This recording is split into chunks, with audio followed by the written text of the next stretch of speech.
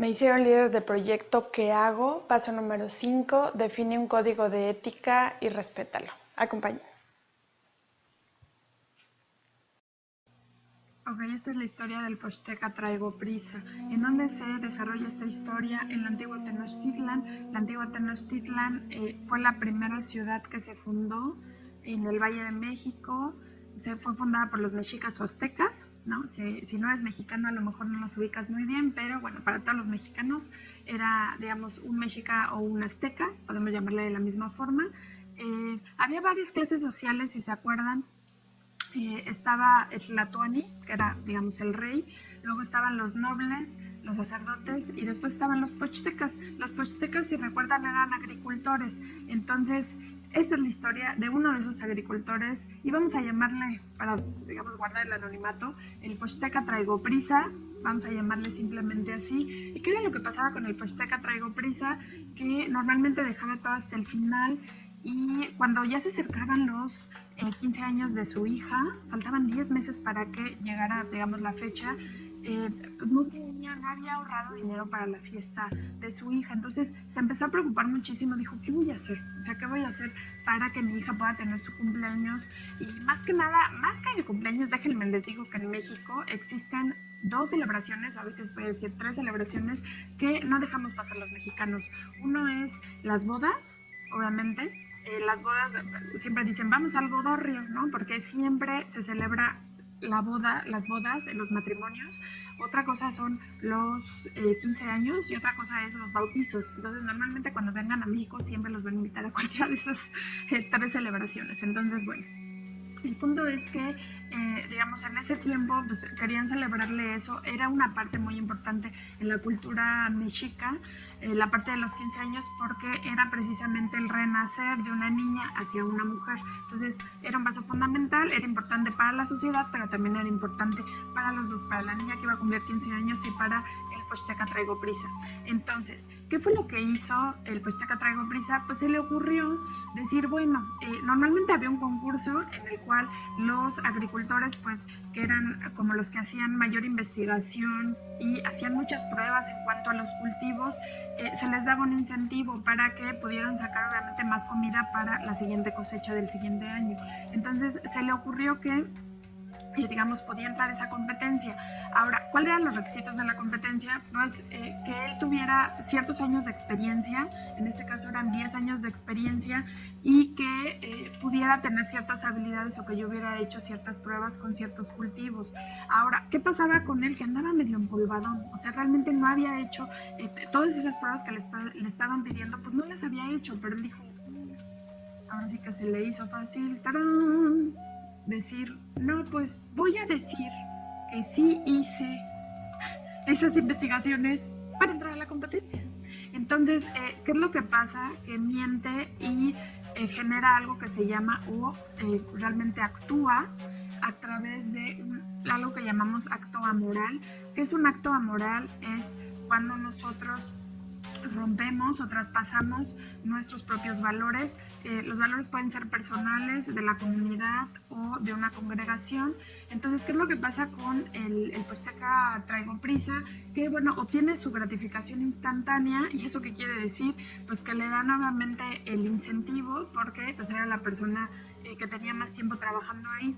Pero el problema es que utiliza parte del dinero para los 15 años o para la celebración de su hija, y cuando ya buscó en el próximo año sacar la cosecha que se esperaba, no lo logró. O sea, solamente sacó la mitad, no tenía experiencia, no había hecho la investigación necesaria, y entonces la gente se empezó a quejar porque no les alcanzaba la comida. Al final lo llevaron a juicio, y ¿qué creen que pasó? ¿Se imaginan? Bueno, si creen que lo llevaron a la cárcel, pues no lo llevaron a la cárcel.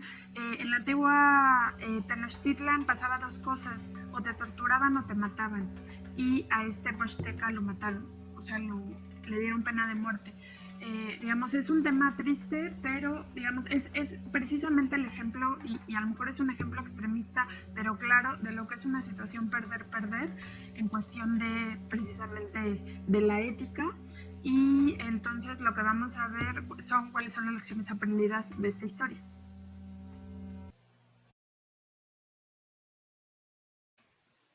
Listo. ¿Cuáles son las lecciones aprendidas de la historia del Pochsteca Traigo Prisa?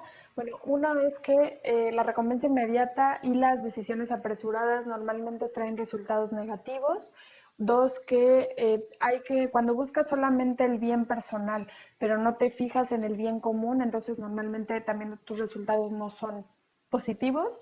Y finalmente que al actuar sin pensar te genera cierta irresponsabilidad o completa irresponsabilidad de los actos que estás realizando. No te estás fijando precisamente a quién estás afectando con los actos que estás haciendo.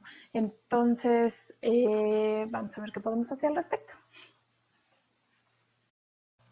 Bueno, ya vimos el caso del Pochsteca Traigo Prisa y bueno, de las consecuencias funestas que tuvo que pagar precisamente por no tener un código de ética claro o por no haberlo respetado. Entonces, ¿cómo funciona el código de ética? Muy sencillo. Si nos imaginamos que nosotros como seres humanos nos podemos mover como en un péndulo, ¿sí? Normalmente de un lado del péndulo estaría las acciones malas o acciones, digamos, que van en contra de tus valores y las acciones positivas que van y fortalecen esos valores en los cuales pues tú te puedes, digamos, soportar y los cuales rigen el comportamiento adecuado de tu vida. Entonces, si tú tienes claro los valores, digamos, esta línea siempre se debería mover hacia acá, hacia el bien. ¿Y quién define estos valores? Bueno, puede ser uno, la sociedad, dos, la comunidad en la que vives, o también puede ser de forma personal que tú tengas valores muy claros y que sepas que no los puedes transgredir. El objetivo de este video es que tú identifiques precisamente estos valores personales para que obviamente siempre puedas actuar hacia el bien. Ahora, ¿qué hace que a lo mejor, si no estabas, digamos, con unos valores claros, o a lo mejor puede ser que ahorita no tengas tus valores claros, es buen momento para definirlos? ¿Por qué? Porque la forma para que tú te puedas mover al bien precisamente se basa en que tú tengas una experiencia y puedas hacer una reflexión, y a través de esta reflexión puedas moverte hacia tu actuación, digamos, correcta, tu actuación positiva. Ahora, ¿cómo sabes o cuáles son las razones por las cuales tú también podrías moverte de aquí para acá? Puede haber tres razones fundamentales por la cual tú siempre estés de este lado. Una puede ser, por ejemplo, el desconocimiento, y eso qué quiere decir que a lo mejor hasta este momento no te habías preguntado si realmente tenías o no un código de ética o cuál es tu código de ética actual. El número dos sería la premura, que fue precisamente lo que le pasó al Pochsteca Traigo Prisa. O sea, como tenía todo el tiempo, ya estaba muy, muy apurado, entonces dijo, híjole, se le cegó, digamos, esa parte, olvidó los valores que tenía y entonces entró en una zona, que esta zona precisamente es la zona de corrupción. Entonces, cuando entramos en esta zona, pues estamos ahí perdidos. ¿Se puede salir? Por supuesto que se puede salir, pero tienes que hacer precisamente un ejercicio de reflexión. Y finalmente, la falta de cuestionamiento. Cuando actuamos y no tenemos cuestionamiento, entonces eso precisamente es lo que hace que pues actuemos y que caigamos en esta zona de aquí. Entonces, ¿qué te voy a explicar ahorita? Cómo generar tu código de ética y qué tienes que considerar, ¿ok? Entonces, continuamos. Ok, veamos cómo puedes generar tu código de ética. Todo se basa, o lo más importante es que tú definas cuáles son los valores que a ti te van a definir. Yo te voy a dar ahorita 4 ejemplos de valores que a mí hasta el momento, digamos, me han funcionado y que considero todo el tiempo para precisamente que sean una guía en mi vida profesional y personal. Entonces, los 4 son, uno es la templanza, que habla de que tú puedas controlar tus instintos y que busques siempre la honestidad. En este sentido, si tú, por ejemplo, tienes mucha necesidad de algo, eso al final es un instinto. Sin embargo, nunca debes de olvidarte de que no puedes romper la honestidad, ni contigo mismo, ni con otras personas, y eso te incluye a que no te mientas o no digas, bueno, es que, por ejemplo, que es lo que pasa muy comúnmente en las empresas, que nos vendemos. Algo que decía en su libro El laberinto de la soledad, Octavio Paz, él habla de que para nosotros encajar, por ejemplo, en una organización, a veces, o digamos en la vida, en la sociedad, nos mimetizamos. ¿Y eso qué quiere decir? Que perdemos nuestra autenticidad por, digamos, quedar en un grupo social o en un sí, digamos, en un grupo social. Entonces, ¿qué es lo que hacemos? Ahí perdemos totalmente nuestra templanza. ¿Por qué? Porque pues no tenemos honestidad, perdemos nuestra autenticidad, no somos honestos con nosotros mismos, nos adaptamos a las situaciones, lo cual es algo que realmente no te suma como ser humano. Entonces, bueno, esa sería la templanza. La prudencia es que actuamos con respeto en todo momento hacia todas las personas que nos rodean.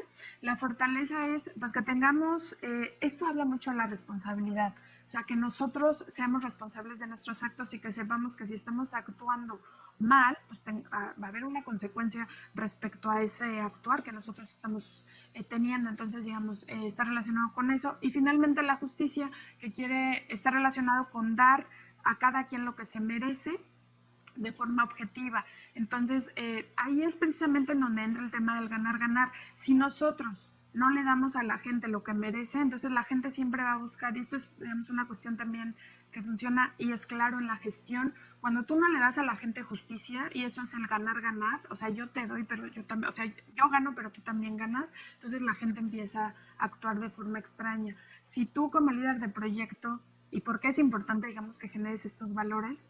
Porque al final tú recuerda que eres el ejemplo de tu equipo.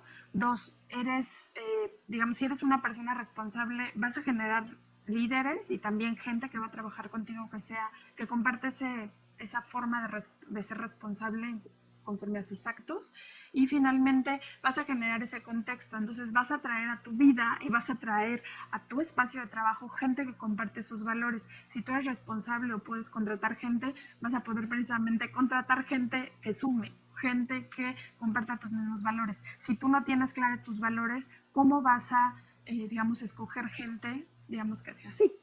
No lo vas a poder hacer precisamente porque no los tienes claro. Entonces, yo te agradezco mucho, digamos, que hayas compartido este espacio conmigo. Te dejo un ejercicio debajo, digamos, de la liga para que precisamente puedas hacer el ejercicio de definir tus valores, y nos vemos en el próximo video. Que estén muy bien. Gracias, saludos a todos. Bye.